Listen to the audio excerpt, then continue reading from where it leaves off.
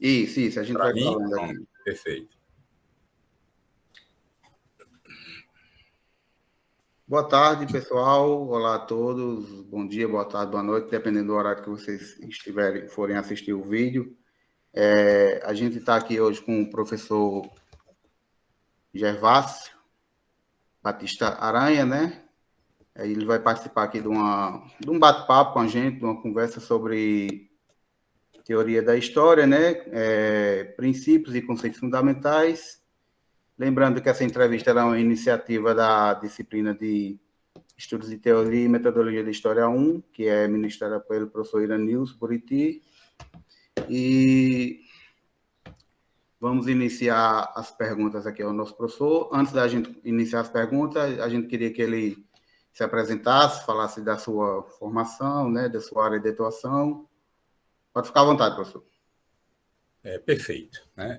Eu sou o mais antigo aqui na Unidade Acadêmica de História, né, da UFCG.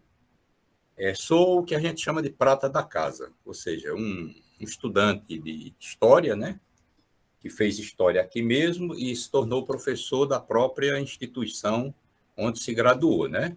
Depois eu fiz o dever de casa completo, né? Eu fiz mestrado em Sociologia Rural na antiga UFPB, em que Campina Grande, onde hoje é a UFCG, era um campus da UFPB, e depois eu saí para fazer doutorado na cidade de Campinas, na Unicamp.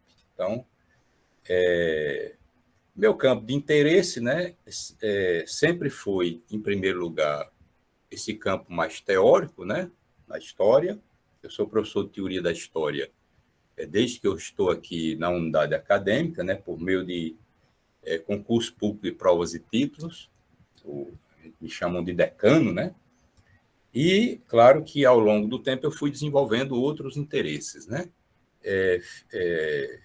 Durante muitos anos eu me dediquei ao estudo de história urbana, né? Poderia dizer que eu teria uma certa especialização nisso, em história urbana, porque meu doutorado foi desenvolvido na área de cultura e cidades, né? Então, relacionado ao campo da história urbana.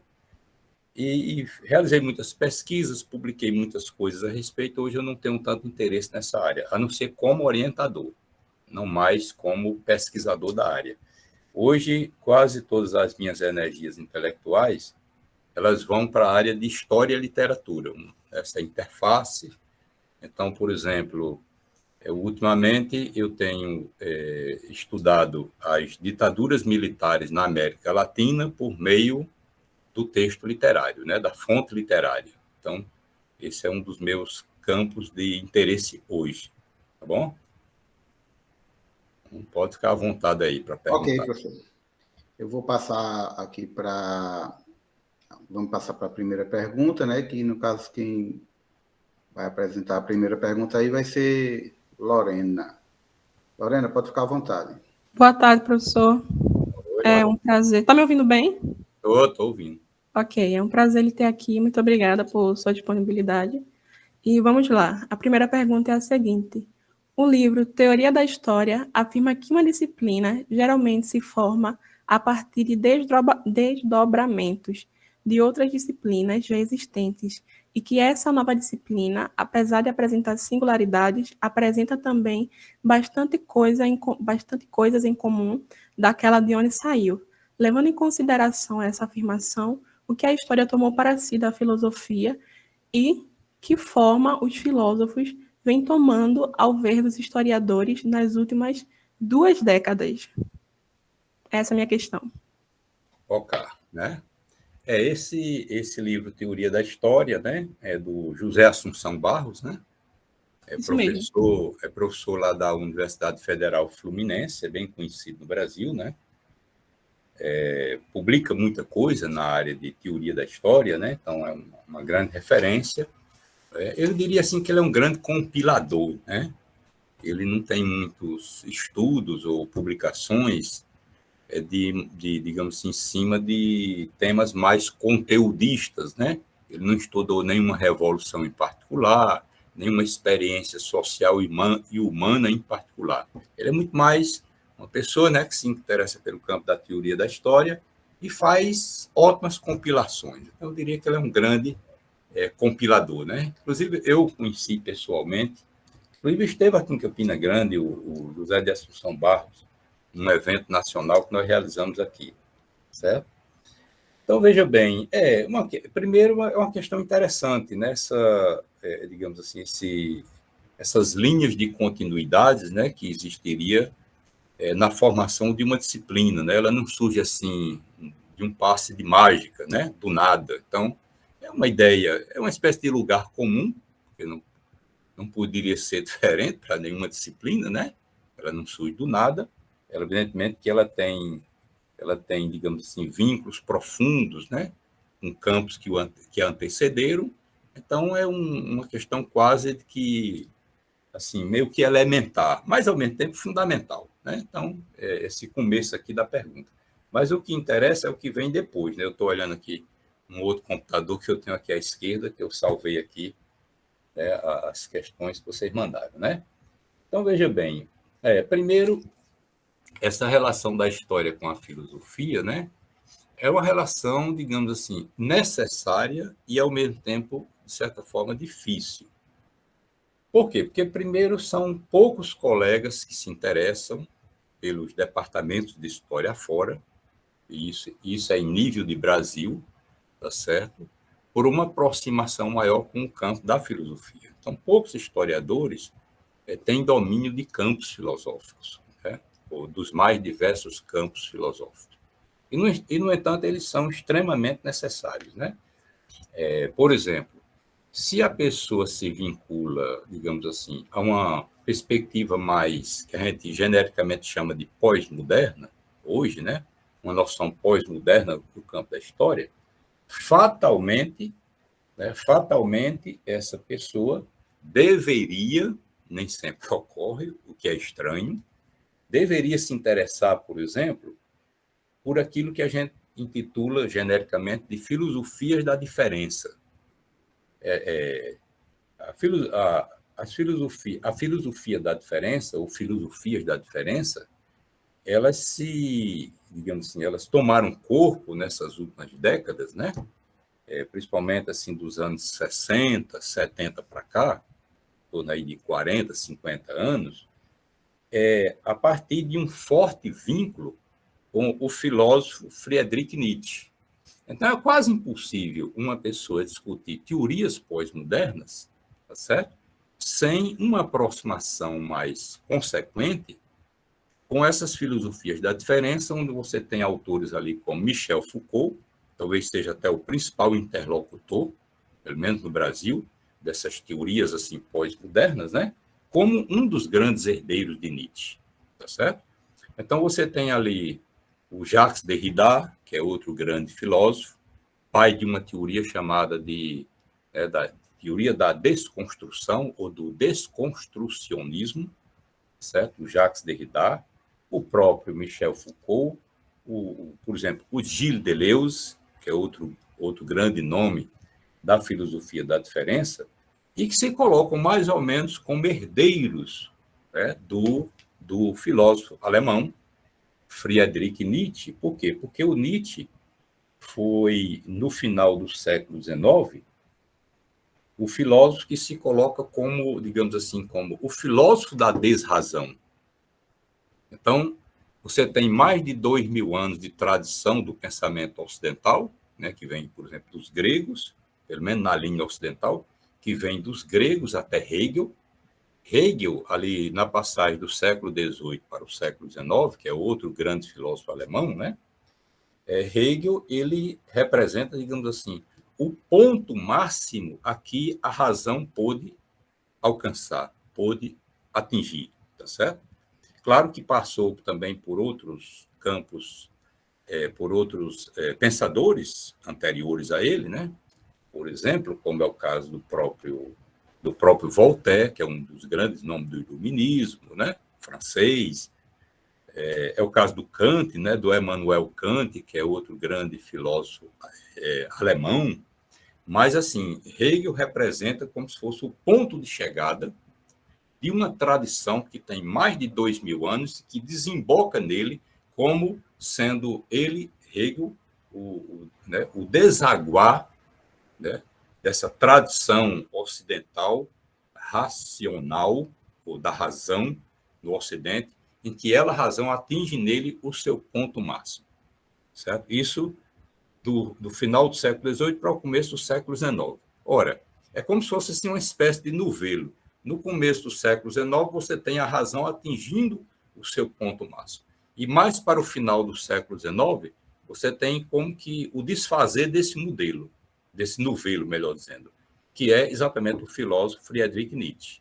Tá certo?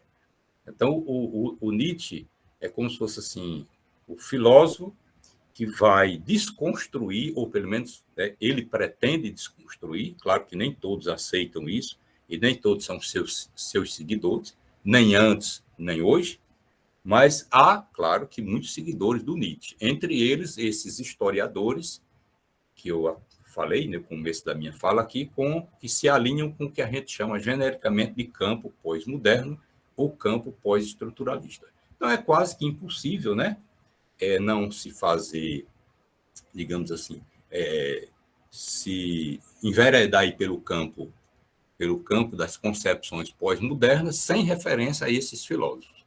Infelizmente, tá certo? Alguns falam, né, e se alinham e são simpáticos a isso que genericamente a gente está chamando de pós-moderno, né, que seria uma concepção de história talvez marcada por uma certa noção de irracionalismo, né, ou de desrazão, né? Geralmente são concepções de história onde, digamos assim,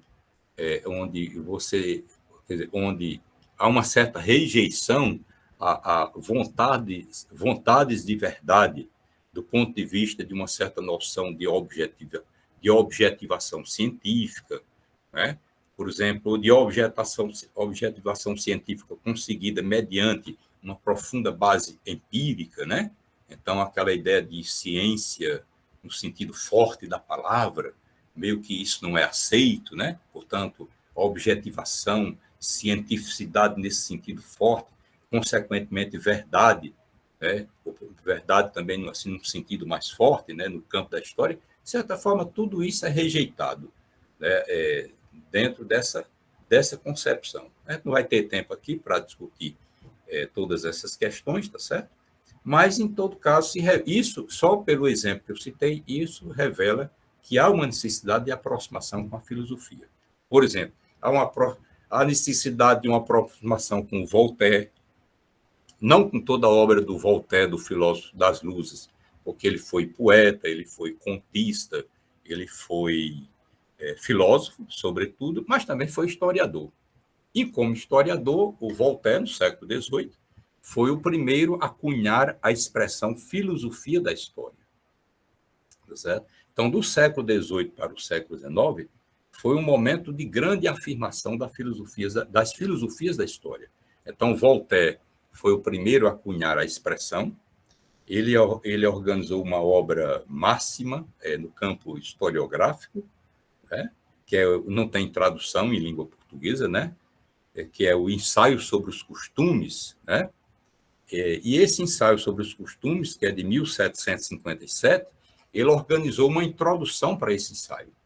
Essa introdução, ela foi publicada no Brasil de forma autônoma, não só aqui, como em outras partes do mundo. Ganhou vida própria a introdução.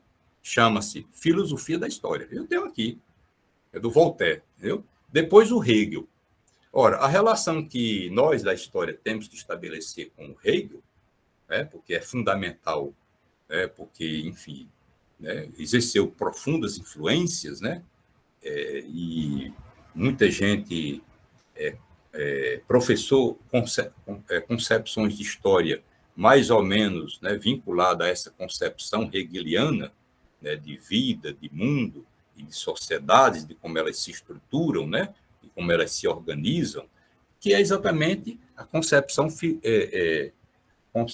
hegeliana da história no campo da filosofia. Então, por exemplo, para uma pessoa da história, não interessa toda a obra do Hegel. Isso interessa aos filósofos, nós não somos filósofos. Interessa a sua filosofia da história, que, diga-se de passagem, nem foi ele que elaborou. por os discípulos dele a partir, né, das conversas com ele, das aulas que ele ministrava. Mais ou menos ele já aposentado a partir de 1821. Ele morreu em 1831, o Hegel, tá certo? Então, mas ele organizou uma introdução para a sua filosofia da história. Então, tem a introdução, que é do próprio Hegel, e tem a filosofia da história, que foi organizada pelos seus discípulos, mas que é um texto fundamental, né? Então, não interessa toda a obra do Hegel, não interessa, talvez, não diretamente, interessa, sim, para um programa de leitura particular, se alguém quiser fazer. Mas, assim, né, na história, e quem puxa geralmente esse vínculo com a filosofia são os professores, quer dizer, é a teoria da história. E, claro, os seus pesquisadores, os seus professores, né, os alunos que se interessam por esses campos. Então, assim, e a teoria da história se relaciona, quer dizer, a gente não deve ir para um curso de história para estudar filosofia. A gente deve estudar filosofia na medida em que parâmetros historiográficos ou exigências historiográficas nos chamam para a filosofia. Tá certo? Então, por exemplo, eu faço isso nos meus cursos, outros colegas pelo Brasil afora também costumam fazer isso, mas é um chamamento da própria história. Né? Que a gente não vai se meter digamos assim, numa seara que não é nossa.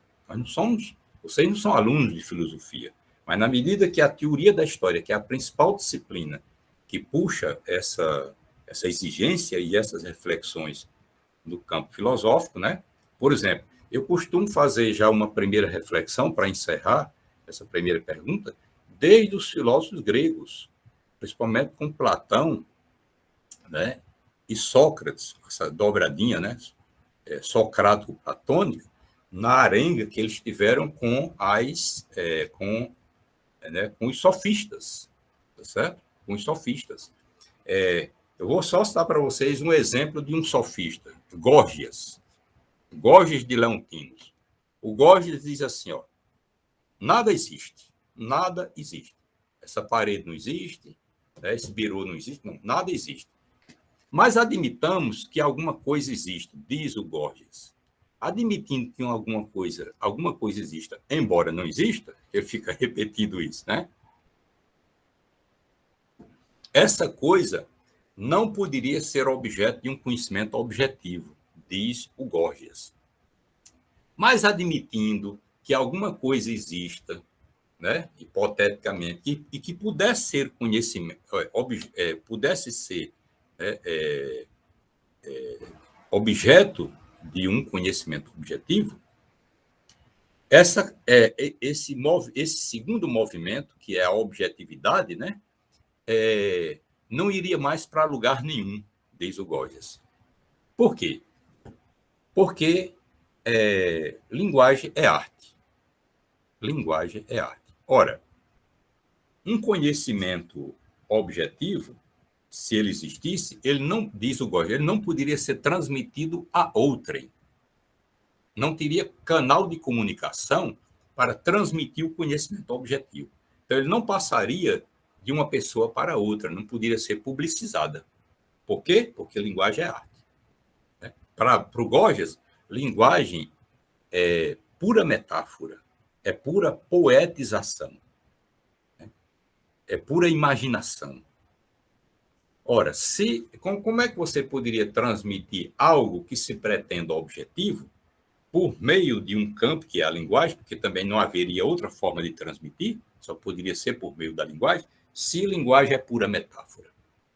Como é que você pode transmitir uma coisa objetiva por meio de algo que é pura metáfora? Pois bem, o Sócrates e o Platão, né, travam uma arenga enorme com o sofista Górgias e também com o sofista Protágoras. O Protágoras diz o seguinte: o homem é a medida de todas as coisas. E aí, porque, né, é a medida de todas as coisas. Isso remete, em Protágoras, ao reino da doxai. O que é a doxai? Vem de doxa, do grego, que significa opinião. Então, veja bem, o conhecimento para o Protágoras, né, ele seria fruto de de incursões relativistas. Então, se você tem, né, sobre um assunto dado, você teria, digamos, 5 opiniões ou 10 opiniões, e todas seriam igualmente válidas. Então, não haveria a verdade. Haveria, né? Se alguém quiser chamar de verdade, que chame. Mas a verdade seria, né, a quantidade de opiniões emitidas sobre algo, e todas igualmente válidas. Sócrates e Platão reagem também contra isso. Então, veja bem, essa confusão hoje que existe entre, né, se é possível, se há uma verdade ou não no campo da história, se a história é ciência ou menos ciência, se ela é ciência, mas não é bem ciência, no sentido mais, né, cartesiano, no sentido mais talvez experimental, né, envolvendo a noção de prova, ela é muito mais um ramo da arte, diz alguns, outros também discordam disso. Essa confusão que existe hoje, ó, já está lá nos gregos, antes de Cristo, século V antes de Cristo. Então, não é a gente entra lá nessa seara lá, e nessa confusão lá entre os gregos, e no final das contas é uma coisa mais atual do que nunca, porque respinga exatamente nas nossas confusões aqui e nos nossos desentendimentos aqui sobre o conhecimento histórico. Então, em linhas gerais, eu acho que é mais ou menos essa resposta aí para a primeira questão. Ok, muito obrigada. Agora vamos para a segunda questão, que também é minha. É a seguinte: existe muito poder envolvido dentro do campo de uma disciplina. E, na verdade, isso aqui eu queria que o senhor me falasse um pouco mais acerca desse poder e também da responsabilidade que ele deve despertar em cada pesquisador e professor. Veja bem, eu colocaria, né? Não sei exatamente se isso foi uma questão que estaria no livro de José Assunção Barros ou em outro teórico, né, em outro estudioso. Mas, assim, em princípio, né, a pergunta ela é muito genérica e ela também coloca uma série de dúvidas. Assim, né? Veja bem, primeiro porque uma disciplina ela poderia ser ministrada democraticamente. Né, e se você tem uma relação democrática, essa relação democrática, por exemplo, uma disciplina que fosse ministrada de forma bem participativa, sem que o professor ficasse ali né, arrotando conhecimento como o único que sabe e os alunos como meros depositários, tem que ficar ali para absorver o que já está pronto e ele como dono absoluto do saber. Evidentemente que, né, poder talvez, né, tivesse relação com isso. Mas se um professor consegue, né, interagir bem com a galera, né, conversa com a galera, escuta todo mundo, né, e trava um debate. Claro, ele deve se colocar como profissional, né, porque algumas ideias centrais é ele que desenvolve numa aula expositiva, mas depois ele abre o debate. Ele não fala sozinho e pronto, e acabou. Então, se ele faz isso e ele conduz, certo, de forma democrática e interativa a disciplina, isso esvazia um pouco essa noção de poder.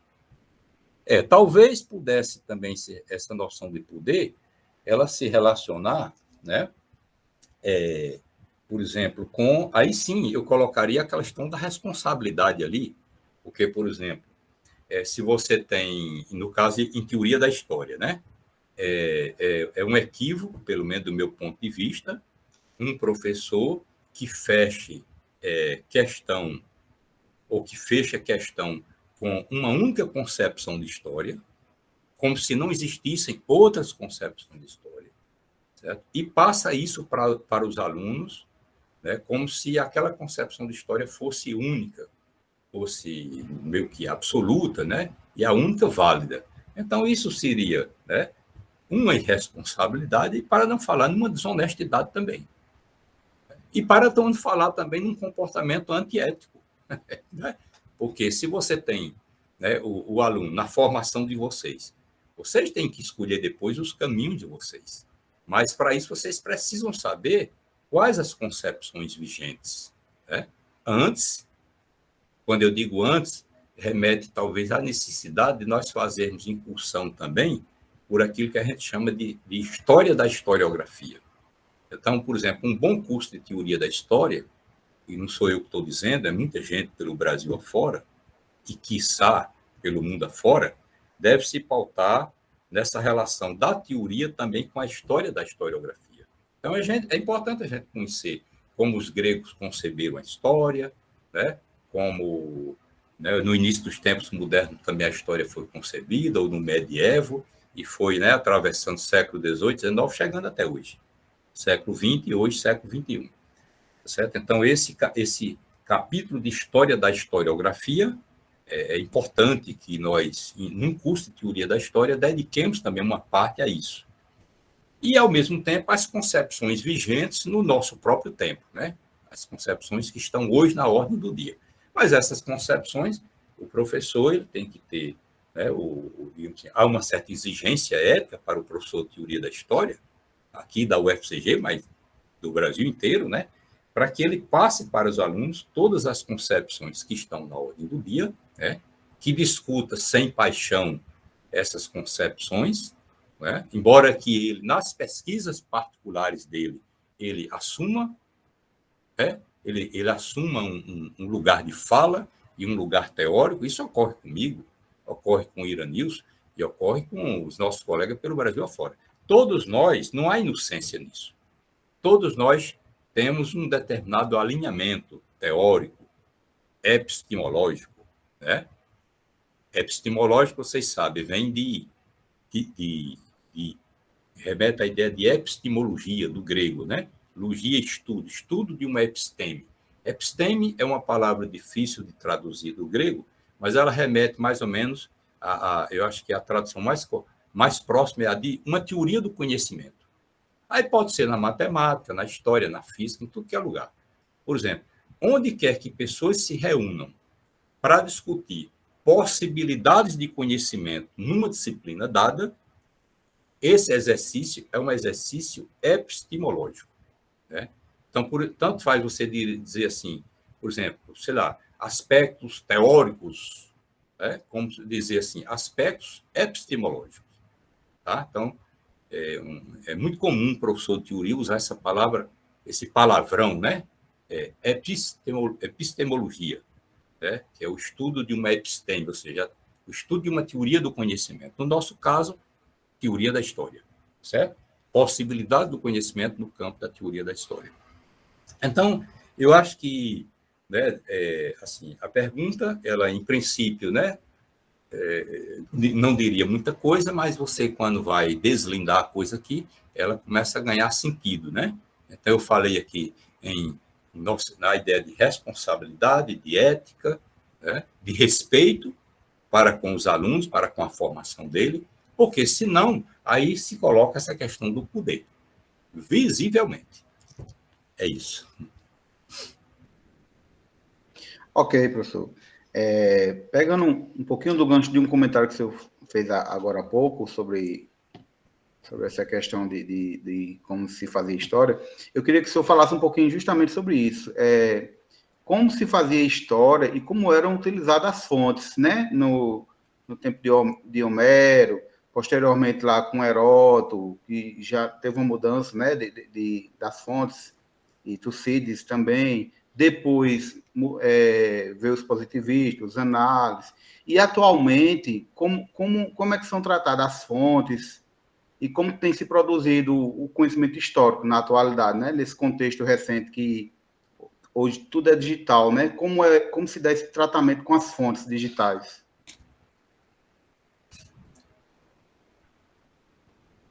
Deixa eu ver aqui. É a terceira questão, né? Pronto, está aqui. Isso. A primeira é uma questão ampla demais, né? Você veja que essa questão percorre, né, toda a história da historiografia, né? E Homero, que é século VIII da era cristã, quer dizer, antes de Cristo, né? Século VIII até o século VI, século VIII, VII e século VI, corresponde mais ou menos ao período homérico, né, da história da Grécia. Que é um período relativamente recente, né, assim, comparando, por exemplo, com os estudos da história do Oriente, né? Remete a 4, 5 mil anos antes de Cristo. No caso da linha ocidental grega, remete ali a 8 séculos antes de Cristo, né? Geralmente que é o período de Homero. É um período, né, já bem próximo de nós, comparando com, né, esse passado mais remoto relacionado ao mundo oriental, digamos assim, né? Ao Egito Antigo, né? Enfim, a Mesopotâmia, né? Que você já estudou isso desde o ensino médio, etc. Né? Então, veja bem, a questão é a seguinte, não é nem relacionado, talvez, à questão de fontes, né? Porque não há uma declinação da parte de Homero sobre fontes utilizadas, né? Ele era um poeta, né?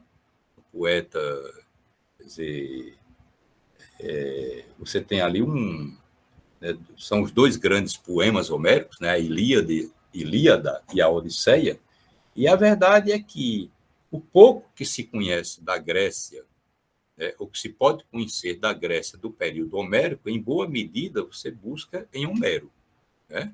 Busca filigranas em Homero, por exemplo, né? Talvez em Ulisses, né? Que tinha também o nome de Odisseu, que é um dos poemas, né?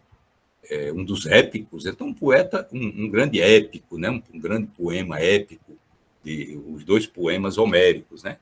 Então, talvez um pouco mais na Odisseia de Homero, digamos assim, acho que elementos mais terra, mais pé no chão, para você conhecer, né?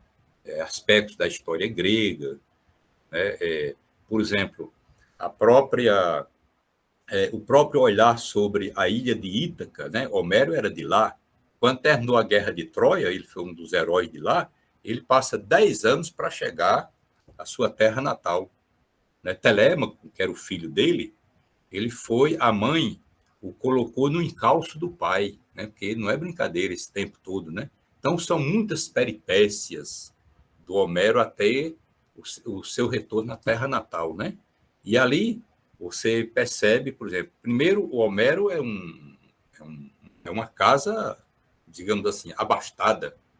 Basta ver que, na ausência dele, já tomado pelos varões ali daquela ilha, todos estão de olho na suposta viúva, mas, ao mesmo tempo, no cabedal de Homero, né? Quer dizer, nas suas terras, né? no seu cabedal, na sua riqueza, né?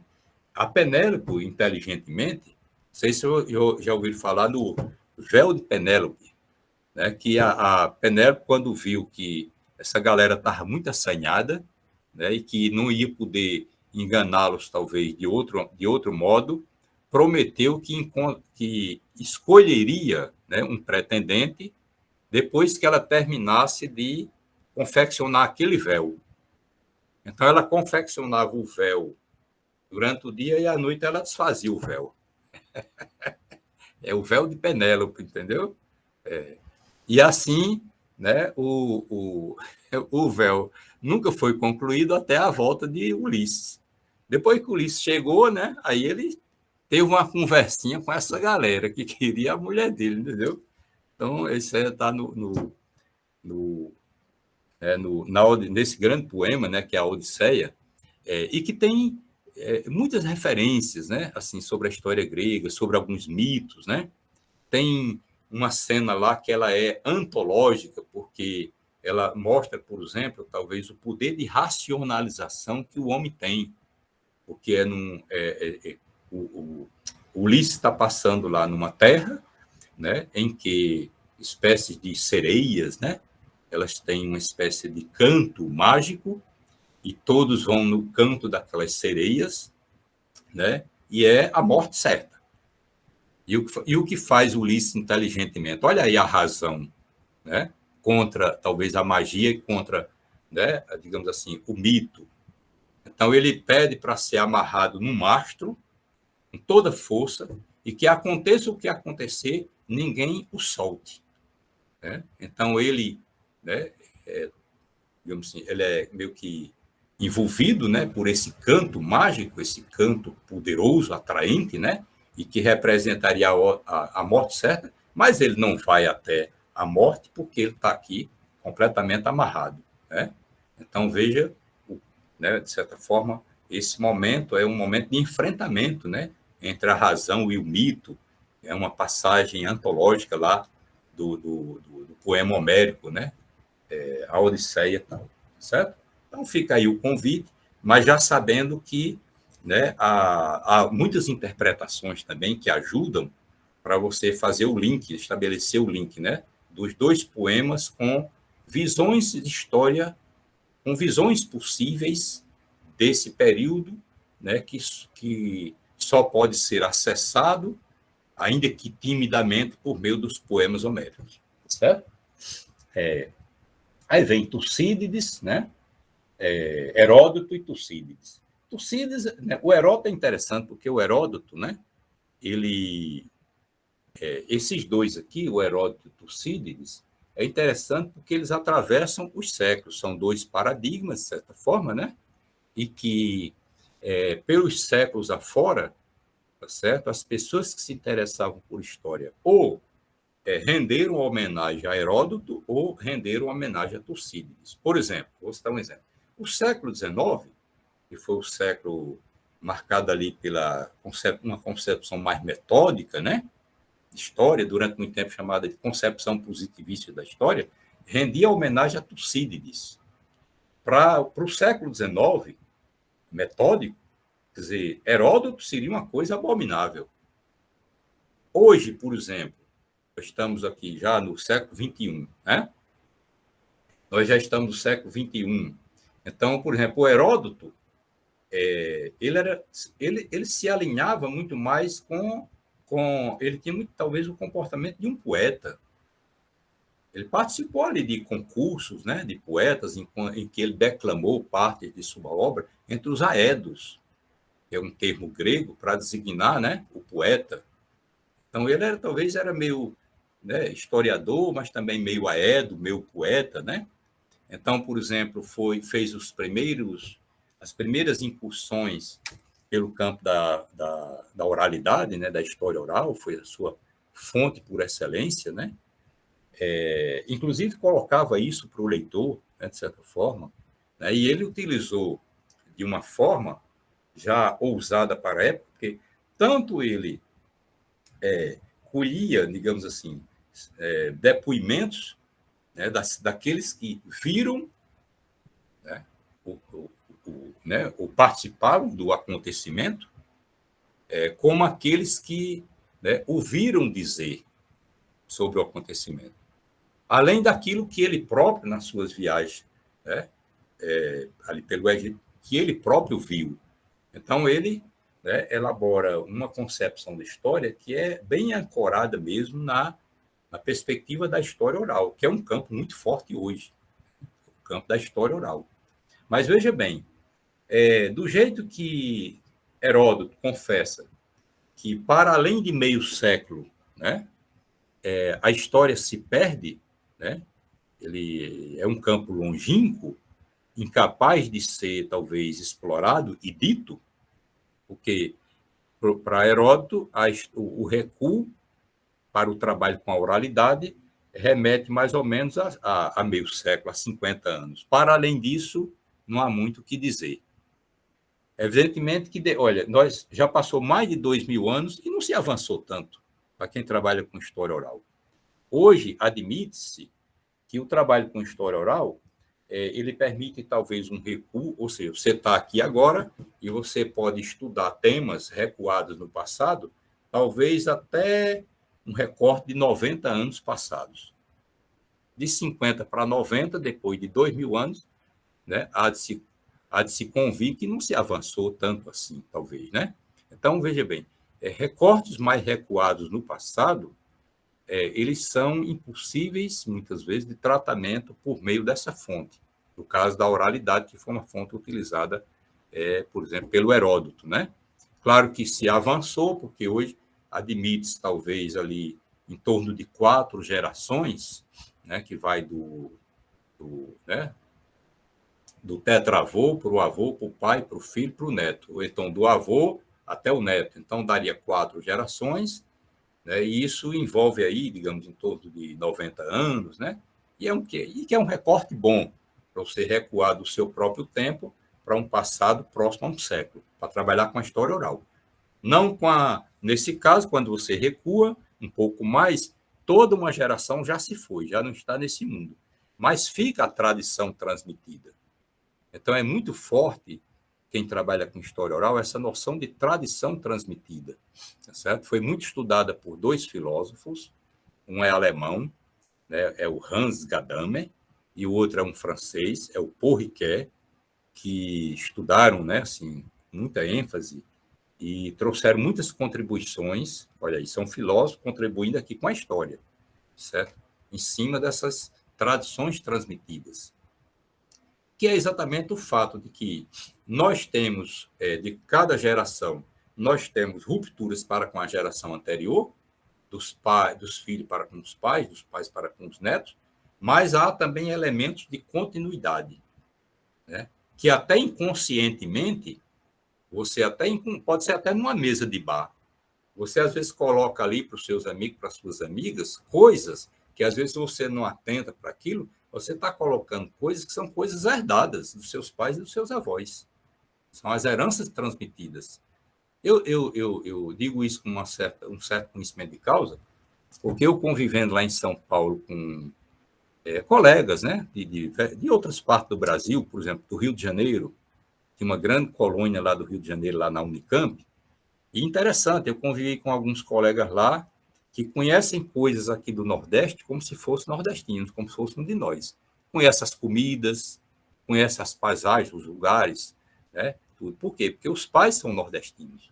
Eles nasceram lá, se criaram, nunca vieram aqui, mas eles carregam essa herança transmitida, né? E conhecem o Nordeste como se fosse quase um de nós. Tem muito interesse em vir, né? Por quê? Porque dentro de casa conviveram com práticas, né? com coisas da nossa cultura. Então, é um exemplo claro de herança transmitida, né? Então, não há um corte absoluto entre o presente e o passado, do ponto de vista das tradições transmitidas, tá certo? E para finalizar, né, aí aqui dá um pulo enorme, vai para a Escola dos Análises, que é já do século XX, né? E aí os análises, o ponto de partida foi com os fundadores da Escola dos Análises, para chegar ao que chegou hoje. Por exemplo, com o uso das fontes digitais. Porque os análises, a geração dos fundadores, Lucien Febvre e Marc Bloch, né, eles sugeriram uma noção ampliada de fonte. Enquanto que, por exemplo, o Lucien Febvre tem um livro dele chamado Combates pela História, Combates pela História, que são ensaios ali dos anos 1900, da década de 30 do século XX, e tem um dos ensaios onde ele usa uma metáfora muito interessante para falar da noção de fonte ampliada, quando ele diz assim, ó, na falta das flores habituais, as abelhas fabricam, né, o seu mel, né, com outras fontes, ou seja, fabricam o seu mel não só com o néctar das flores, pegando essa metáfora e trazendo para o trabalho profissional da história, né, dos historiadores e das historiadoras. Veja bem. Então, na falta das flores habituais, quer dizer, na falta de fontes escritas ou daquelas fontes manuscritas, aquelas contidas lá nos arquivos, que no século XIX era considerada a única fonte, né, a única fonte que era aceita, no século XIX, numa perspectiva mais metódica, né, do velho positivismo da história, como o metodismo antes era chamado, né, eles reagem contra isso e propõem uma noção ampliada de fonte. Por isso que o Febvre diz assim, ele diz, ó, todo e qualquer vestígio que possa indicar o homem passou por aqui, ou seja, que deixou ali um rastro, que deixou uma pegada, ou pode ser, né, um documento histórico, diz o Lucien Febvre. Então, na esteira dos análises, a coisa foi tomando corpo, né? E, claro, que avançou para um sem número de outras fontes. Por exemplo, para as fontes estéticas. Hoje é muito forte a relação da história com outras linguagens, com estéticas. História e fotografia, história e música, história e teatro, história e cinema, História e literatura, que é o do campo, né? História e literatura, etc. E isso tem rendido muito, evidentemente, né? E claro que avançou também, né, depois da web, né, da rede mundial de computadores, avançou bastante, porque representa uma revolução na vida dos profissionais da história. Essa é que é a verdade. Então, vou só citar um exemplo. Quando eu fiz meu doutorado, que não faz muito tempo, assim, né? Eu defendi em 2001, portanto, já foi no novo século, no novo milênio. Alguns talvez não estivessem aqui no mundo, mas, né, para a minha idade foi ontem, tá certo? Eu tive que fazer pesquisas presencialmente no Rio de Janeiro, né, São Paulo, Recife e João Pessoa. Principalmente no Rio de Janeiro. Boa parte da minha pesquisa foi no Arquivo Nacional e na Biblioteca Nacional lá do Rio de Janeiro. Tudo presencialmente. Ora, então tinha que pegar aqui um avião ou ir de ônibus, né, conseguir uma hospedagem para passar meses lá pesquisando nas fontes que falavam do meu objeto, né, informavam o meu objeto, né, para eu desenvolver minhas hipóteses e tudo mais. Pois bem, hoje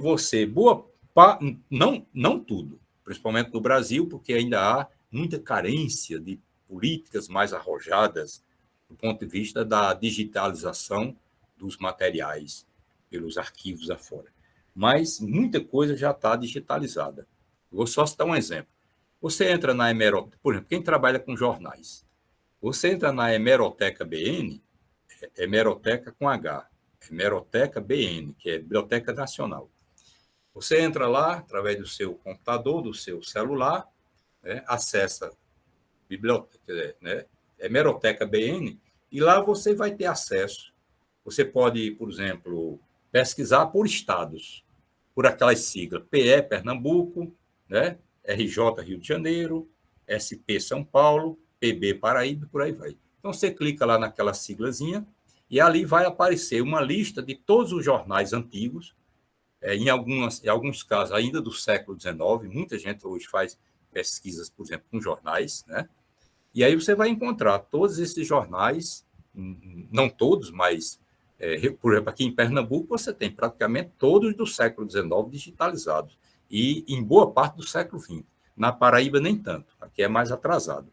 Mas se você faz pesquisas, por exemplo, no estado de Pernambuco, e até sobre a Paraíba e estados vizinhos, você pode pegar ali, digamos assim, pega Diário de Pernambuco. Digamos, eu estou estudando Campina Grande na passagem do século XIX para o século XX. Eu vou pegar ali 1890 a 1900, Diário de Pernambuco.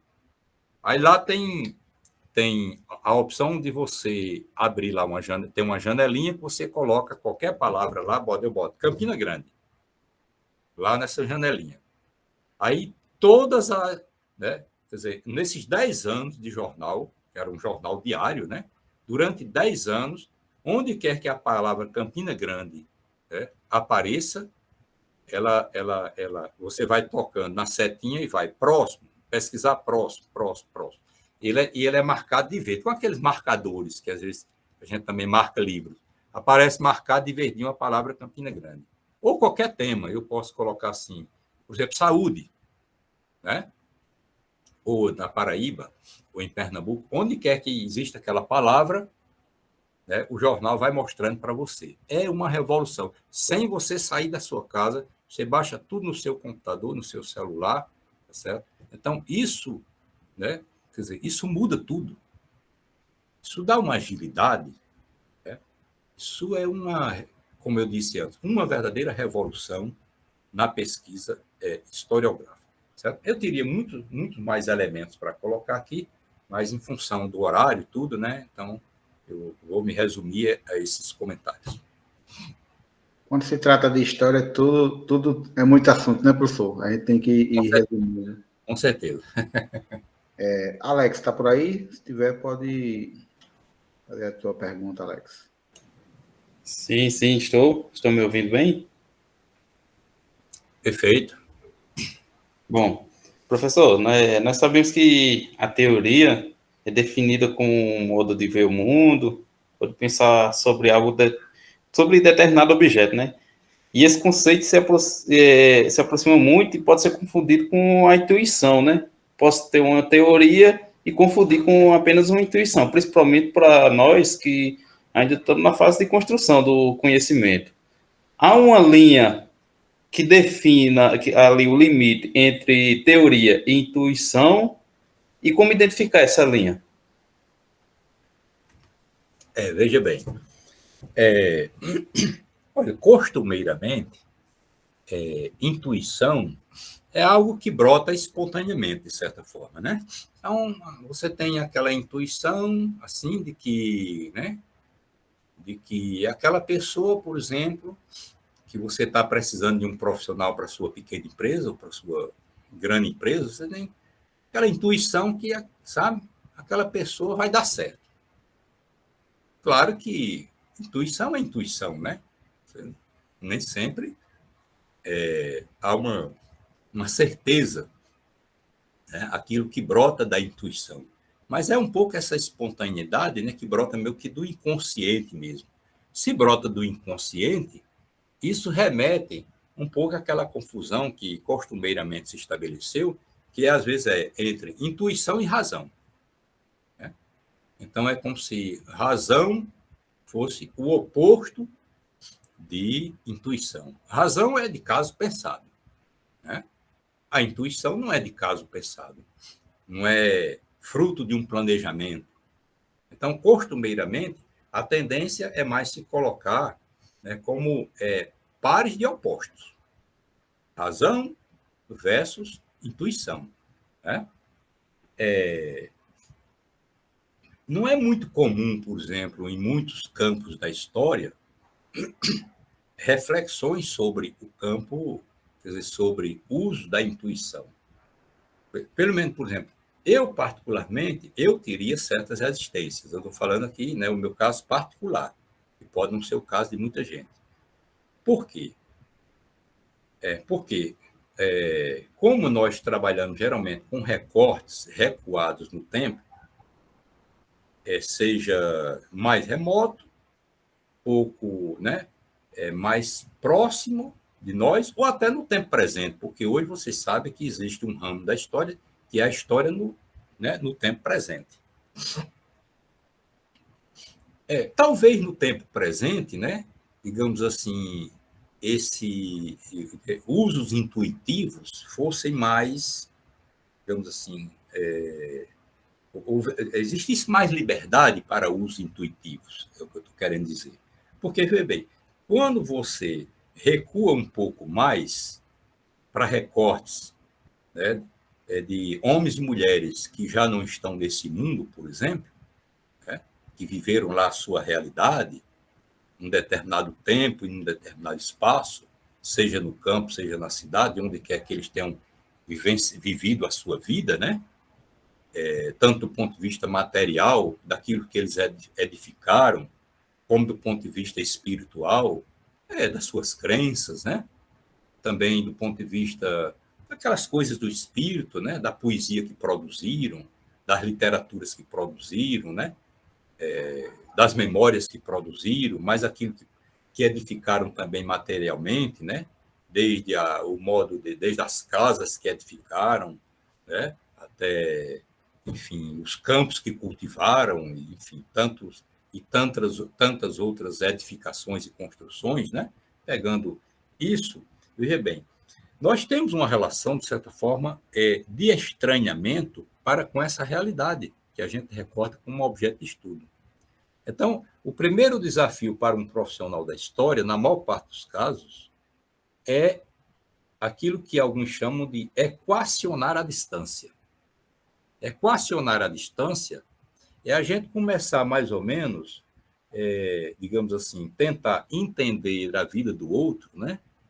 Minimamente, com o que é possível entender, porque acho que vocês talvez já tenham alguma noção a respeito disso, que você só pode acessar o passado por meio dos vestígios que nos chegaram. Né? Porque há fatias e fatias de vidas humanas passadas que estão simplesmente perdidas para nós, da história, para o tempo presente. Por quê? Porque os vestígios que foram produzidos, de algum modo, se perderam no meio do caminho, entre eles e nós. Esses vestígios são muito frágeis. Um filósofo francês, que eu já falei o nome dele, Paul Ricoeur, ele vai falar sobre como se coloca, né, o rastro como elemento de mediação entre o tempo vivido lá, do passado, e nós. O rastro, ou vestígio, é a mesma coisa, ele é muito frágil. Às vezes você vai perseguindo aqui, né, por meio das fontes que nos chegaram, né, vai perseguindo esses vestígios, esse rastro, e assim, ó, às vezes faz, como num passe de mágica, desaparece. Você perde, né, o norte, a bússola não lhe aponta mais um azimuth, ou seja, né, uma direção né, para acessar aquelas vidas passadas. Então, as fontes são muito frágeis, os vestígios são frágeis, os rastros são frágeis. Então, nem tudo que foi produzido pelos homens e mulheres do passado, a sua significação ou as suas representações, por meio desses vestígios, nem tudo nos chega. A gente só pode trabalhar e acessar o passado com um pouco que nos chega. E só pode dizer, né, algo sobre o passado também com esse pouco que nos chega, evidentemente. Né? Então, veja bem. Então, o primeiro desafio é esse, é equacionar a distância. Equacionar a distância remete à ideia de que, geralmente, só podemos acessar esse, digamos assim, esse passado geralmente por aproximações. Você não pode ter a pretensão de que você vai elaborar uma cópia fiel do passado. Isso é ilusão. Né? Mas a gente pode também aceitar a ideia de que o passado não é passível de ser acessado, ou de construir uma verdade, ainda que não absoluta, pelo menos uma verdade plausível sobre o passado, ou uma verdade verossímil. Quando a gente diz verossímil, quer dizer, é a verdade do campo do possível. Então, né, as fontes, dependendo das fontes, elas podem te dar uma certa segurança para, por meios aproximativos, você dizer o outro no tempo. Então, veja bem, chega um momento que, se você, digamos assim, se vale de usos intuitivos, né? Ou se você dá muita ênfase ao campo da intuição, talvez chegue um momento que níveis mínimos de objetividade, né, se percam, ou se esvaziem. Agora eu me lembrei do Reinhard Koselleck, um grande historiador alemão, que ele diz lá no Futuro Passado, que é uma obra fundamental dele, onde ele diz assim, as fontes têm poder de veto. As fontes têm poder de veto, ou seja, a gente não tem, quer dizer, as fontes, elas não limitam o nosso modo de dizer. A gente pode dizer, inclusive, de uma forma mais literária, certo? Com apelos mais narrativos. Cada profissional tem uma competência diferente do outro ou da outra em relação a isso, né? Pode dizer mais literariamente que o outro, pode preparar um texto que ele é mais atrativo do que o nosso colega, né?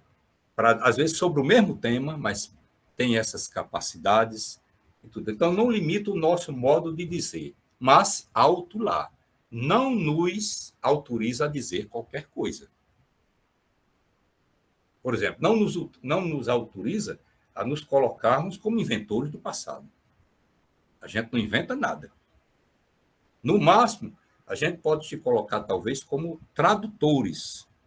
Aqueles que nós, profissionais da área, nós realizamos a mediação entre o tempo vivido deles, né, que é um enigma, né, para a maioria das pessoas, que era uma outra gramática, um outro modo de vida, tá certo? Outras concepções de mundo, outras práticas. A gente pode se colocar como tradutores culturais. entre o tempo deles e os nossos contemporâneos, que nos dão crédito e nos ouvem e nos leem como tradutores desse passado, não como inventores. Se alguém inventou o passado, foram os atores sociais, os homens e mulheres que viveram a sua experiência, e não nós, no tempo presente.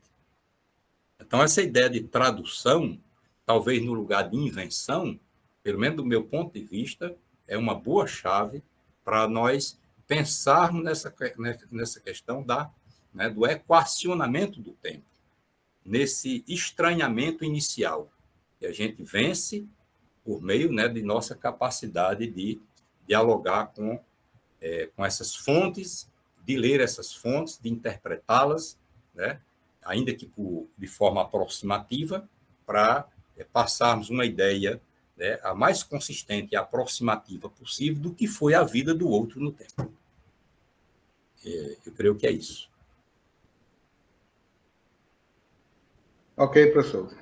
Juan, fica à vontade. Sim, aí talvez só uma pequena chamada, por exemplo.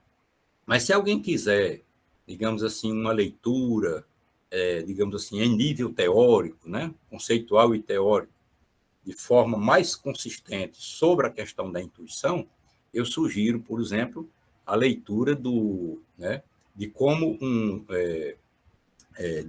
filósofo, na verdade são dois alemães, que é o Schopenhauer e o próprio Nietzsche. Então, eles, de certa forma, refletiram sobre o papel central da intuição, talvez contra a ideia de razão, eles se colocam um pouco na contramão dessa ideia de razão. Então, vocês vão encontrar no Schopenhauer o mundo como representação, e também no Nietzsche, vocês vão encontrar elementos de forma mais precisa para refletir sobre o campo da intuição.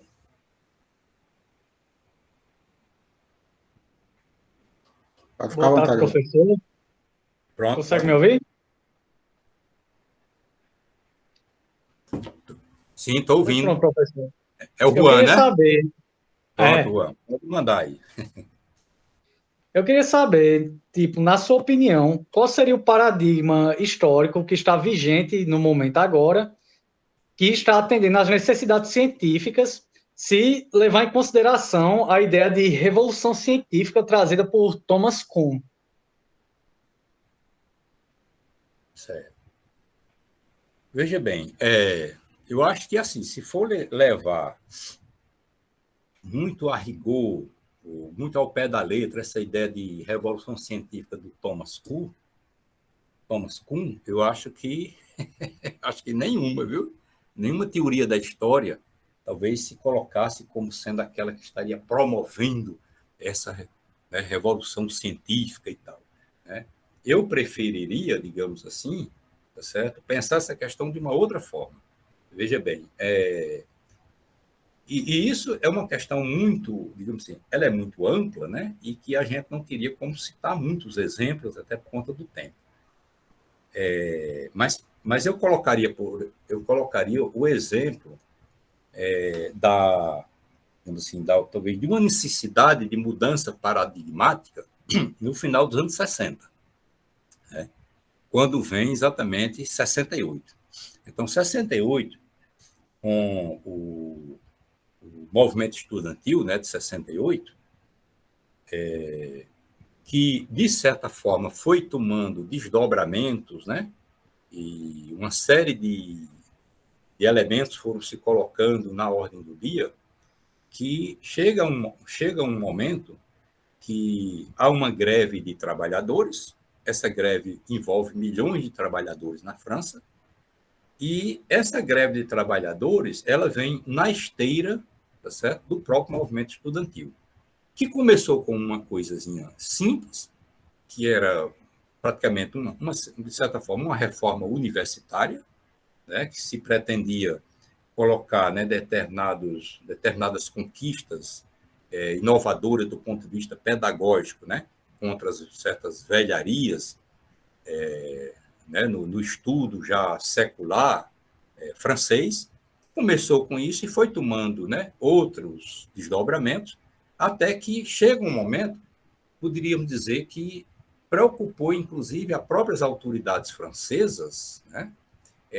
Meio que colocando a própria sociedade francesa de ponta cabeça, né? Meio que virando-a pelo avesso, né? E veja bem, e por meio de um sujeito, que é o estudante e a estudante, que antes, naquelas classificações sobre estrutura de classe, sequer entravam. Porque dizia mais ou menos o seguinte do estudante: olha, o estudante ele é tudo e nada ao mesmo tempo, né? Então, o estudante ficava ali meio que boiando, né? Sem um enquadramento, digamos. Mas 68 foi puxado pelos estudantes, tá certo? E ali, veja bem, na esteira de 68, sentiu-se a necessidade de se conquistar, ou de se apontar, melhor dizendo, para novas concepções, digamos assim, no âmbito das humanidades, né? Com novos parâmetros, né? Novas metodologias, novas perguntas, porque uma série de questões que antes eram respondíveis, digamos assim, pelas concepções no âmbito das humanidades, de repente, essas concepções elas não respondem mais a determinadas demandas que são próprias daquele momento, né? E que antes não se tinha noção de que elas não respondiam mais, né? Por exemplo, digamos assim, vamos pegar o exemplo do marxismo, né? Vocês estudaram isso, alguma coisa do materialismo histórico, né? Um exemplo. E vamos pegar dentro do marxismo, por exemplo, a noção, por exemplo, talvez a própria noção de revolução, né? Nessa noção de revolução, para a experiência oitocentista, que é do século XIX, chegando até o começo do século XX, veja bem, a classe operária ela é tida como o carro-chefe de um processo de mudança, de uma mudança no sentido mais arrojado, né? Talvez mudança da ordem, de abalar as estruturas de poder. Então, a classe operária é, de certa forma, o carro-chefe desse processo de mudança, talvez num sentido mais radical. Um exemplo, né? Só que, veja bem, 68 coloca exatamente o seguinte questionamento, na esteira ali de 68, dentro, por exemplo, do paradigma marxista, né? Olha, a classe operária, ela já não é maioria. Quem ocupa a maior parte da população economicamente ativa, né? Que está no serviço, no emprego formal, não é a classe operária, que é o setor secundário da economia. É o setor terciário, é o setor de serviços. Escritórios, comércio, né? Escolas. Então, a maior parte da população economicamente ativa está no setor de serviços.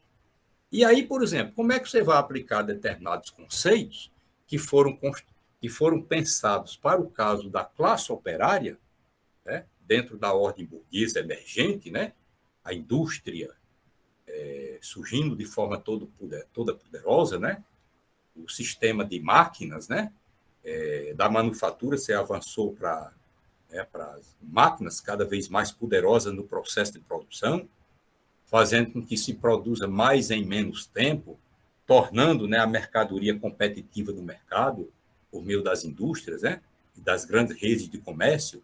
Mas e agora? Como é que se aplica, por exemplo, a questão da mais-valia, que é aquilo que explica, em termos marxistas, o lucro do capitalista? Né? Que, por exemplo, num setor, digamos assim, que talvez você não tenha a máquina no sentido clássico, esse setor terciário, comércio, os escritórios e por aí vai. No máximo ali uma máquina de escrever, isso na época, né? Ou uma máquina de calcular, uma coisa assim. Então, como é que se coloca isso? Então, isso fez com que, por exemplo, no próprio interior do marxismo, né, começasse a ocorrer uma série de redefinições internas dentro do chamado legado marxista, né? Que você tem uma coisa é o marxismo do tempo de Marx e outra coisa, né, é o que vem na esteira dele, o seu legado, pelo século XX, chegando até o século XXI. Né? E é muito poderoso o legado marxista, né? Por exemplo, principalmente nessas últimas décadas. Agora, por exemplo, o marxismo passou ali uns 15, 20 anos meio que no ostracismo, depois da queda do Muro de Berlim e depois do desmoronamento da União das Repúblicas Socialistas Soviéticas, né, porque a própria esquerda internacional, os intelectuais de esquerda, ficaram ali meio que, né, sei lá, foram pegos de calças curtas, sem ter respostas imediatas para o que havia ocorrido, né? E para surgir, inclusive, por exemplo, autores como o Francis Fukuyama. O Fukuyama, que é um americano, né, com uma cara de japonês, ele produziu um livro ele ficou rico com esse livro, pode-se dizer. O Fim da História e o Último Homem, 500 páginas. Ele vai defender no livro dele que o socialismo real, aquele que desmoronou ali no final, né, do final do século, foi um acidente de percurso. Nem se sabe por que ele existiu, porque a história parou no homem liberal, ou seja, na economia de mercado, que hoje a gente chama inclusive de neoliberalismo, né?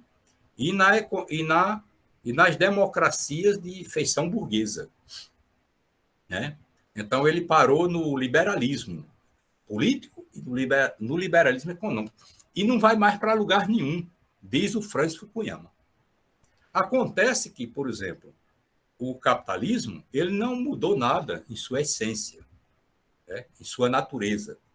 Por exemplo, aquelas crises cíclicas que abalavam o sistema capitalista, né? No século XIX, que Marx estudou profundamente, continuou pelo século XX afora e continua hoje. Então, por exemplo, em 2008 veio a crise do capitalismo. Os bancos tiveram que ser salvos, injeção de muito dinheiro, tá certo? Por exemplo, do governo americano, trilhões de dólares para salvar o sistema financeiro internacional, que é ali a espinha dorsal do sistema capitalista. Não é nem a produção hoje em dia, é o sistema financeiro, é dinheiro gerando dinheiro. Né? E aí, veja bem, como não elaboraram até hoje outro instrumento de crítica do sistema capitalista igual o marxismo, né? É provável que inventem um dia, mas até hoje, né? Não inventaram. Então, para fazer a crítica mais severa, mais consistente por dentro, porque nenhum sistema de pensamento explorou de forma tão consistente por dentro a natureza mais intrínseca do sistema mundial do capitalismo. Então, como não tem outro instrumento de crítica, né, até que inventem um outro instrumento, o marxismo, resultado, se revigorou profundamente e hoje no mundo inteiro, não só no Brasil. Então, está mais forte do que nunca esse legado marxista e tal, né? Mas aí 60 coloca esse problema, né? De que o que era válido, por exemplo, para o século XIX, aquelas grandes concepções de história, né? Por exemplo, sociológicas, como o funcionalismo, o estruturalismo, né? Uma certa ideia do próprio marxismo, quando você aplica do século XIX e pega como modelo, né? Sem levar em consideração que para o século XX é outra coisa, como hoje se faz, é um problemão, mas tudo isso foi descoberto ali no final dos anos 60. O que foi que brotou dali? Uma verdadeira explosão paradigmática.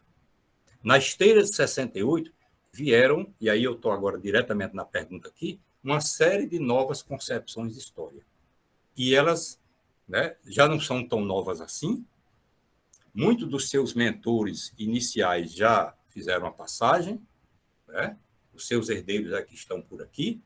Então, isso foi na Escola dos Análises, isso foi, por exemplo, na New History inglesa, que é digamos assim, uma concepção de história social, de feição marxista, que começou ali com um grupo nos anos 60, né? Dos anos 50 para os 60, que tem o Edward Palmer Thompson como talvez o seu maior interlocutor, né? Um cara conhecido mundialmente, o Edward Palmer Thompson, que é de tradição marxista e que está por trás dessa história vista de baixo, né? History from below, história vista de baixo, que é uma concepção que está plenamente vigente hoje. A concepção de história cultural dos análises está plenamente vigente hoje, por exemplo, né? As concepções pós-modernas, ali mais ligados, por exemplo, aqueles filósofos da diferença, que eu falei naquela primeira questão lá, estão também, né, hoje na ordem do dia.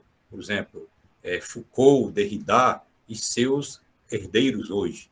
Por exemplo, os estudos culturais, que é uma espécie de sub-ramo da história cultural, é americana, né, que tem seguidores no Brasil, que, aliás, você não entende bem os temas trabalhados pelos estudos culturais, né? Por exemplo, como gênero, pós-colonialismo e tal, se você não entende, por exemplo, o que está por trás, que eu poderia até ter citado como exemplo lá na primeira pergunta, que são, por exemplo, autores como Jacques Derrida, esse filósofo da desconstrução, né? O Michel Foucault, por exemplo, né? O próprio, um cara que foi da linguística e da crítica literária, que é o Roland Barthes. Esse Roland Barthes, ele diz assim, né? Os fatos, eles não têm senão existência linguística. Eles são, né, produzidos linguisticamente. Os fatos não têm senão existência linguística, disse o Roland Barthes. E esse Roland Barthes foi um cara também que matou o autor. É a morte do autor. Tem um texto do Roland Barthes chamado A Morte do Autor. Tem um texto também do Foucault que vai mais ou menos ali na mesma pegada, que é o que é o autor. Então, por exemplo, na morte do autor, se você mata o autor, que é quem está por trás daquele que elaborou uma concepção de verdade, se você mata o autor, por extensão, você mata a possibilidade de verdade. Né? Então, tudo isso está na ordem do dia hoje. Tá certo? Está na ordem do dia. Evidentemente que são concepções novas, mas elas não são uma e a mesma coisa. Elas, né, para quem entende bem, elas vivem, inclusive, de certa forma, até em pé de guerra. Né? Na concepção da história como ciência, na ideia de verdade do campo da história, certo? No modo de conceber, de recortar os materiais que se estudam, e por aí vai. Por exemplo, Foucault. Né? Foucault, a relação dele com a comunidade historiadora, né, que está por trás dessas concepções hoje pós-modernas, sempre foi uma relação muito tensa, né? Uma relação de muita tensão, de muito conflito. Né? Ele tem seguidores, muitos, mas tem também aqueles que o abominam, né? Que não seguem, que o criticam. Inclusive, o próprio José Assunção Barros coloca o Michel Foucault como filósofo historiador. Eu discordo terminantemente disso. Para mim, Foucault não era historiador. Ele se valia da história, tá certo, para realizar trabalho de filósofo. Isso fica bem claro num texto de Foucault. Leia A Poeira e a Nuvem. É um texto dele de 1980. Acho que tem aí em PDF. A Poeira e a Nuvem. Onde, numa certa parte do texto, ele coloca-se claramente como alguém que está na nuvem, porque ele está rebatendo um autor, um historiador social, que o criticou por ele estar na nuvem e não ter descido numa obra dele até a poeira dos acontecimentos. E aí lá ele confessa, ele mesmo confessa que é filósofo, né? Apesar dessa aproximação de muitos amigos, inclusive no campo da história. Um deles, Paul Veyne, é muito conhecido, né? Grande historiador francês, esteve no leito de morte de Foucault, é um seguidor de Foucault, escreveu até um texto intitulado assim, Foucault revolucionou a história, o Paul Veyne, né? Que eu às vezes faço uma brincadeira com isso, eu disse, mas afinal, quem revolucionou a história? Foi Foucault, por exemplo, ou foi o Paul Ricoeur? Porque o François Doss, que é outro historiador francês, ele disse que quem revolucionou a história foi o Paul Ricoeur, que é um filósofo também. Olha, 2 filósofos teriam revolucionado a história. Mas, afinal, quem teria revolucionado? Foucault ou Paul Ricoeur? Então, estou aí jogando para vocês. E para o que nos assistirem, tá certo? Bem, eu acho que...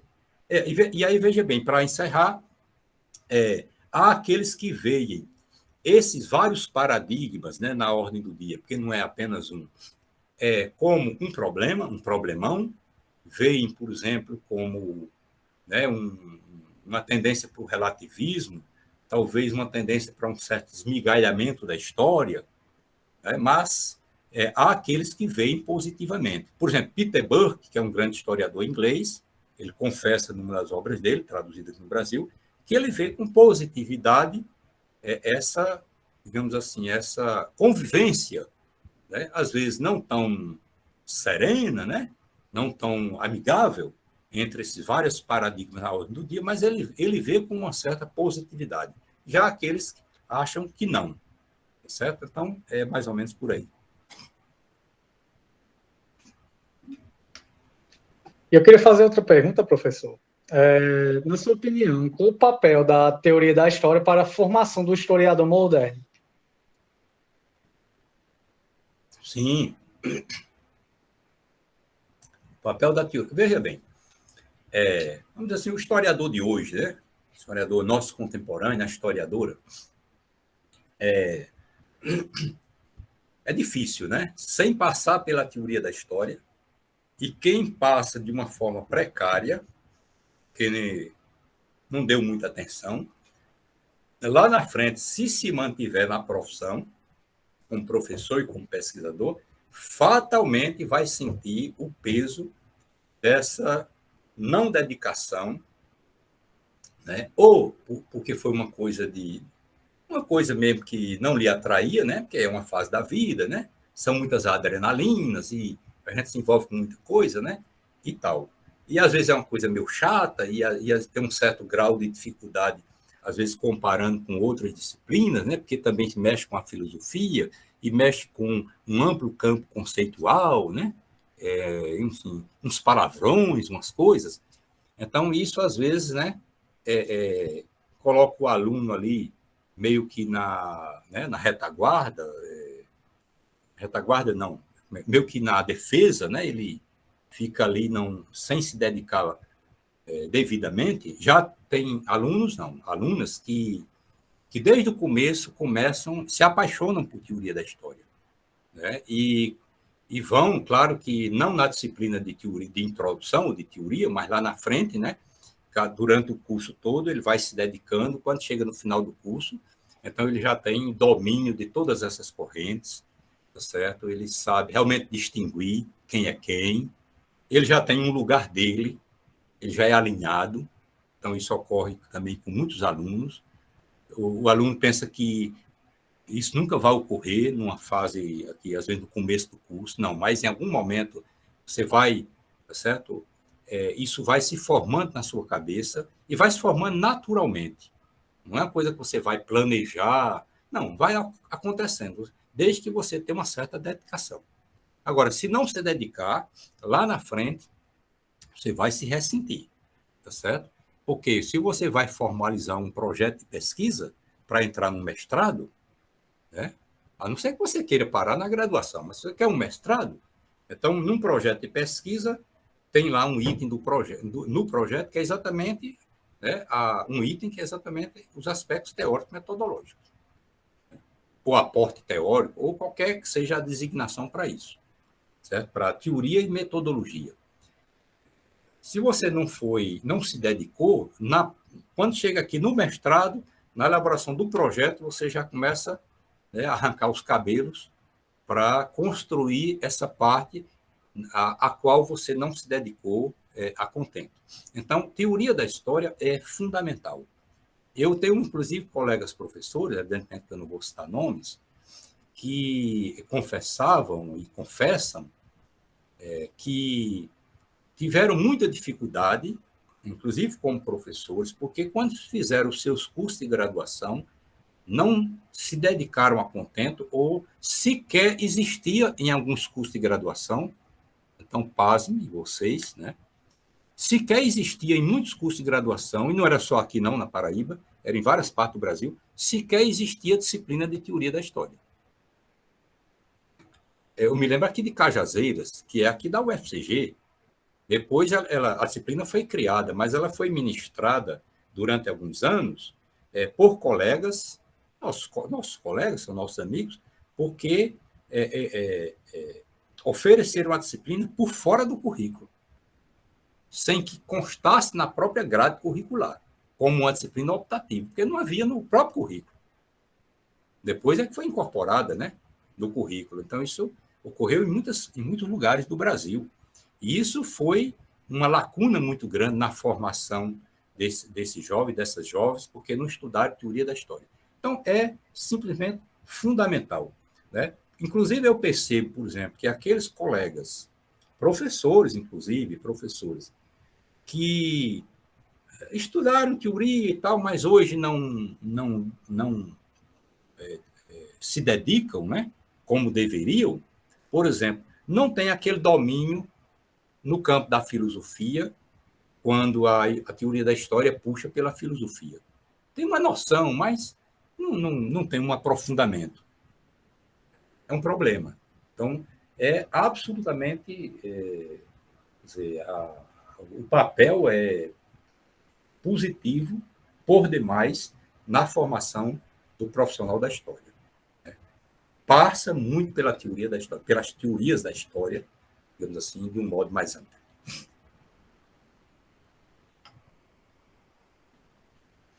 Ok, professor. Gilmara, pode ficar à vontade. Boa tarde, professor. Boa tarde, turma. Estamos nos caminhando para o fim, né, desse encontro de roda de conversa, de pergunta. Aí eu vou falar minha pergunta. Bem, quando eu estava lendo, em um dos pontos que ele falou, Yor Husserl, eu não sei pronunciar o nome dele, na obra Razões Históricas.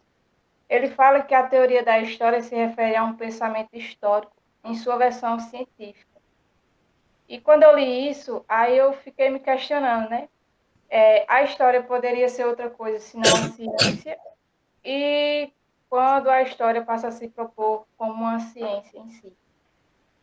Ok, muito bem. Veja bem, a pronúncia, esse J aí, você sabe que tem som de I, né? Ele é alemão, e onde quer que você encontre um J, em alemão você pronuncia I. Então é Jorn, né? Yor. Isso, use, muito bem. Ele tem esse historiador, até onde eu sei, ele ainda é vivo, apesar de já ter uma certa idade, né? Um cara relativamente idoso. E esse cara está para as últimas décadas agora do século XX, passando para o século XXI, no caso alemão, como, por exemplo, Koselleck esteve para a maior parte do século XX na Alemanha. Dizem que o Koselleck era uma espécie de Brudel alemão, que foi, né, um historiador francês mundialmente famoso. Então, o Reinhard Koselleck ocupou a cena historiográfica na maior parte do século XX alemão e, assim, meio que herdeiro dessa tradição historiográfica alemã, você tem o Jorn Husserl, né? E esse historiador, ele tem sido, a obra dele foi publicada, quase toda publicada no Brasil, né? Por um grande historiador brasileiro também, que é o Estevão Martins Rezende, né? O Rezende, Martins Rezende, que é professor da UMB, que é a Universidade de Brasília, né? Inclusive, essa obra aqui foi produzida pela editora da UMB, que é editora da Universidade de Brasília. E outras, não é só não. Essa e outras obras, e também muitos artigos científicos produzidos por ele, foram publicados no Brasil, né? Geralmente por intermédio do Estevão Rezende, que é um cara que foi orientando dele na tese de doutorado na Alemanha. Esse historiador brasileiro é um cara que domina a língua alemã, inclusive, geralmente é o tradutor, geralmente é ele que traduz, ele é um dos tradutores da obra do Husserl, aqui no Brasil, e esse ilustre desconhecido, portanto, passou, né, a ser mais conhecido por todos nós a partir do Estevão Rezende Martins, né? Ou Martins Rezende, eu não estou lembrado onde é que entra, se é o Rezende no final ou é o Martins vem antes. Mas os três nomes estão lá no nome do Rezende. Eu tenho obras aqui, inclusive autografada pelo Estevão, tá certo? Esse grande orientando do Husserl, né? Então, veja bem, o Husen, ele, eu acho que, assim, de um certo ponto de vista, o Husen, ele não abriria mão dessa ideia da história como ciência, da cientificidade do campo da história, certo?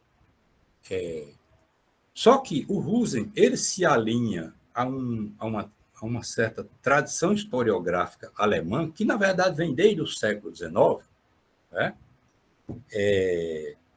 Que coloca essa questão da cientificidade, né? Digamos assim, de forma entremeada ou combinatória, com uma certa, digamos assim, com uma certa dimensão subjetiva. E por que não dizer poética? Né? Por que não dizer poética?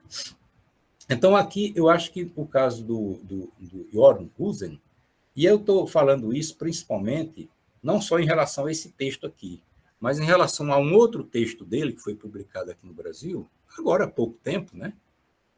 Que é uma leitura que ele faz do Leopold von Ranke, que é o grande nome da escola histórica alemã, né? E ele é um dos que desfaz um certo mito e faz uma certa revisão de leituras que estavam consagradas durante décadas, que era de ler o Leopold von Ranke, grande nome da escola histórica alemã, como aquele que professou uma história baseada na seguinte premissa: a história tal qual aconteceu. Né? Ou seja, como se o texto de história se oferecesse como, né, como espelho absoluto da realidade estudada, da realidade passada estudada. Inclusive, isso, às vezes, era associado até a uma noção de teoria do reflexo, que remete à noção de espelho, né? Teoria do reflexo. Ou seja, a história, a escrita da história como, né, escrita, né, ou como uma representação fiel do passado, como uma cópia fiel do acontecido, extraído a partir dessa máxima, a história tal qual aconteceu.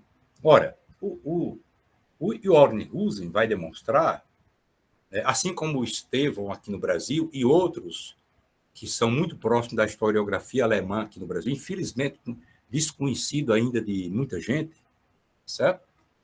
Então, vai colocar, por exemplo, que inclusive na própria escola histórica alemã, para não falar, por exemplo, nas incursões que foram feitas ainda no século XIX, também na própria escola histórica alemã, por uma perspectiva hermenêutica, certo? Por exemplo, o segundo nome da escola histórica alemã, o nome dele era o Droysen, né?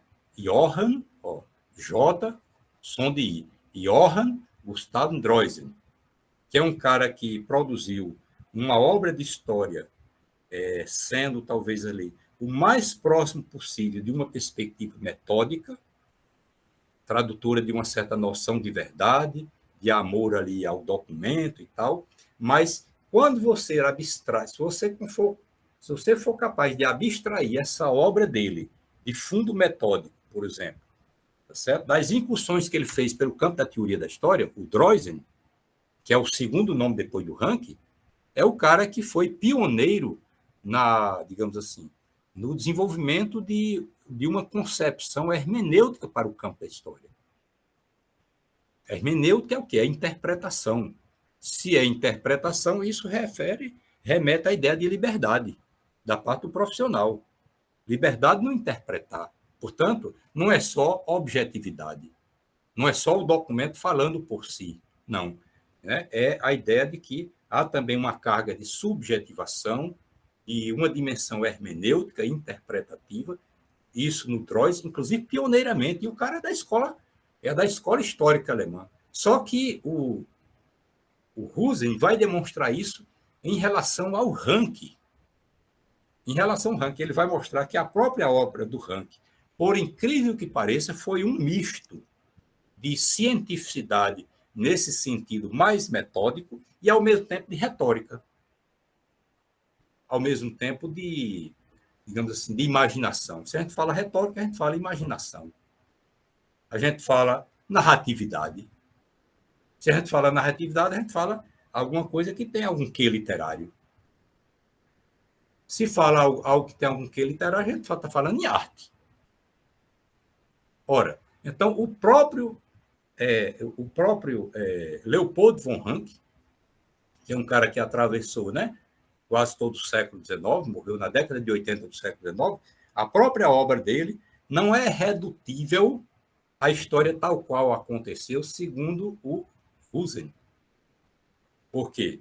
Porque ela é um misto ali, né, de metodismo com imaginação, narratividade, portanto, com retórica.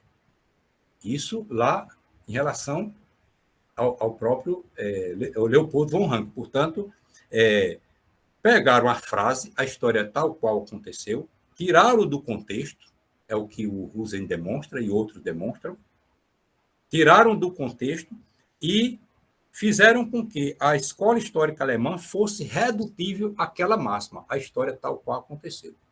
Em outras palavras, ela era aquilo mesmo, mas não era... Ela era aquilo, mas não era só aquilo. Tá certo? Então, a obra do Husen se coloca, portanto, né, quer dizer, não abriria mão dessa ideia de cientificidade, né, mas, ao mesmo tempo, aponta na direção, né, para digamos assim, essa liberdade no dizer, né, para esses elementos poéticos que normalmente podem acompanhar o trabalho do profissional da história, né, e a coisa, portanto, né, eu acho que ela se coloca mais ou menos nessa, digamos assim, na aceitação dessa dobradinha. Portanto, não se trataria de colocar de forma estanque. Não, a história é ciência, puf, ponto final. Ou a história é arte, como alguns colocam. Não, a história é um ramo da arte. Né? A história ela não pode pousar de científica, ou não pode, digamos assim, se colocar como portadora de elementos científicos, né?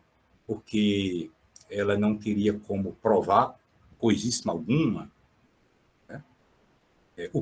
A própria noção de documento, para aqueles que dizem que a história é um ramo da arte, a própria noção de documento, ele considera documento monumento. Ou seja, considera que documento é campo interessado. Documento é campo interessado.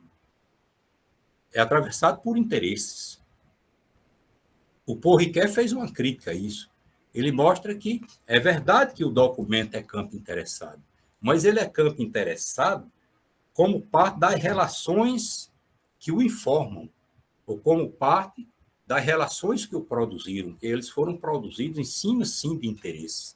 Então, ele é documento-monumento nesse sentido. Ele é atravessado por interesse, atravessado por essa ideia por essa subjetivação. Mas isso não significa que ele talvez chegue como campo interessado no tempo presente, que é o nosso tempo.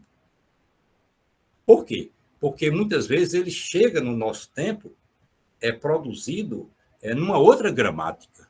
É a gramática da época em que ele foi produzido.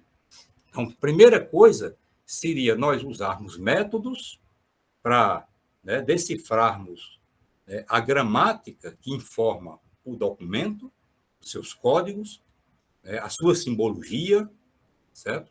O que efetivamente os termos e as palavras querem dizer. Tem um historiador italiano chamado Carlo Ginzburg, que ele mostra, por exemplo, que sem a penetração do código fica difícil. Porque, por exemplo, uma palavra que está num documento de época pode significar o oposto do seu sentido aparente. Por exemplo, a palavra